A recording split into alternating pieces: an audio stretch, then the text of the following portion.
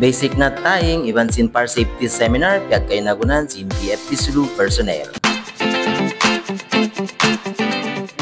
Pitsa kahuan tag-7 sin bulan 8 atawa August tahon 2000 kahuan tag-5 nagdihil pangadyan in duwa bombero tausog kinda FO3 Michael Elnasin iban ni FO3 Jim Harsakilan at tungod sin basic na tayong Iban Fire Safety Seminar pa mga participants in Coastal Barangay Maritime Responders Training pa mga responders in Barangay Chinese Pier, Jolo, Sulu. Inasabot training ini piyagmuhot-muhutan ni Commander Alhafiz AB, Station Commander sin Coast Guard Station Western Sulu, iban na sin Substation Commander sin Coast Guard Substation Jolo, Lieutenant Engineer Grade Kinor-Nor, at tulong tabang sin BFP Sulu Acting Provincial Fire Marshal para Senior Inspector Jason Piahidjun, iban na sin kaibanan pa mga agencies. Ang mga biyahe ni pagaradyaan, bukon hat sadya ingat kapandayan in sumong at ma-develop ang mga participant at responders.